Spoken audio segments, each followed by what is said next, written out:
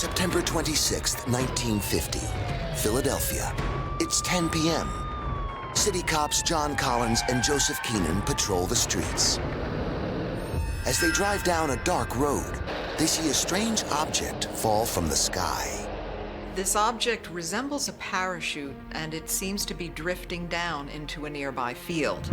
As they get closer, they quickly realize that this isn't a parachute. This is something altogether unusual, if not otherworldly. They find a large purple mass about 6 feet across. It seemed to glow. It seemed internally luminescent, and it sparkled in the dark. But then, seemingly aware of the cops, the weird substance starts to move. The strangest thing about this mass is that eyewitnesses swear they saw it climb up a lamppost before evaporating into thin air. The officers report the encounter, which makes headline news. And it inspires what will become one of the most famous alien horror movies of all time, The Blob. The cult classic movie, The Blob, features a gelatinous mass that falls from the sky and starts devouring everyone it touches. The original event is forgotten, and the film is taken as nothing more than harmless fiction. Until 30 years later, when The Blob returns. August 10th, 1979, Frisco, Texas. Local residents watched the spectacle of the Perseid meteor shower, so called because these space rocks emanate from the direction of the constellation of Perseus.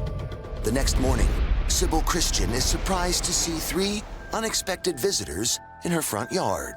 To her astonishment, there are 3 purple, plum-colored blobs. These objects are the size of a desk telephone, and they have a texture like whipped cream. Just like the blob discovered by the Philadelphia cops 30 years earlier. As Sybil stares in amazement, one of them suddenly vanishes. Given the circumstances that they seem to have fallen during the Perseid meteor shower, you'd have to wonder if it isn't something that might have come from space. Local authorities alert NASA, whose scientists conduct tests on one of the blobs and make an incredible announcement. Initially, everyone is astonished because NASA announced these actually could be of extraterrestrial origin. But as news spreads, the authorities move to quell public alarm. And NASA makes a second announcement. The next day, they changed their minds and thought that it might be caustic soda from a nearby battery factory. The theory is a factory truck picked up the caustic blobs as it was driving, and they happened to dislodge and land in Sybil's yard. But which of NASA's 2 statements is correct?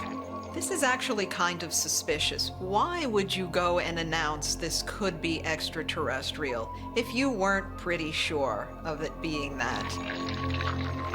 Are they trying to cover something up?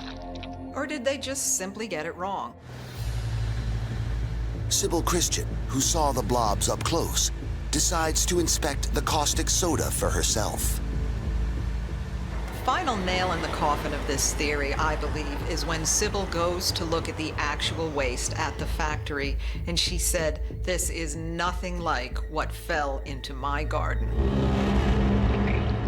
These blobs had the consistency of whipped cream, yet the industrial waste from this battery factory was very, very solid and heavy.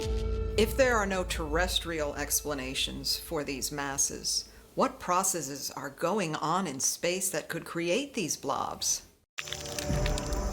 Some experts believe that certain life forms that exist on Earth could provide a clue. Known as slime molds, these single-celled organisms have existed for 1 billion years. They appear as gelatinous slime and can be found in different environments all over the world.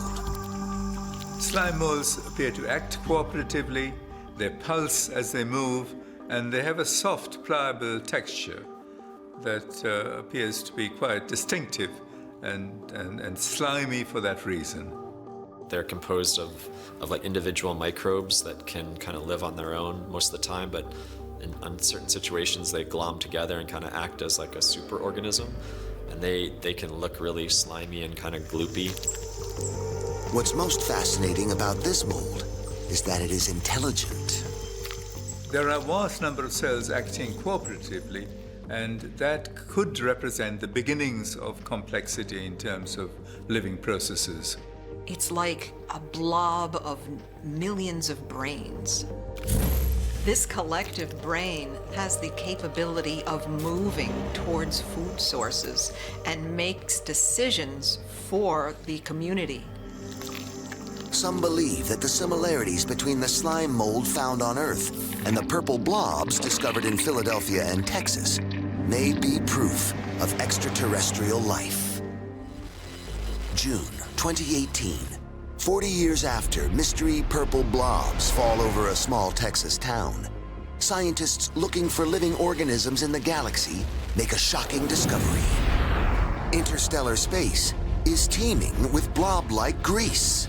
We typically think of space as being this giant void, but we've recently learned that it's actually full of this greasy goo. It's weird to think of parts of space as being greasy, but I mean, if you could get enough of these like hydrocarbon molecules together, you could probably get like a little greasy ball going. But that's not all. Disturbingly, in this cosmic blob-like matter, there could be signs of life. It's a living process that creates this material, that forms this material continuously, and just flings it out into the space between stars. So what we are seeing in the form of this grease-like material, organic material, in such vast quantity is the result of microbiology operating on a huge cosmic scale. The total mass of this material is huge and makes up about 1/100th of the entire mass of the galaxy. Space could be oozing with life, filling the dark void between the stars. Some scientists believe alien life forms floating in space may use retinal pigments to capture energy from stars. Creatures known to do this have a distinct color: purple. Could this organic space material be related to phenomena on Earth?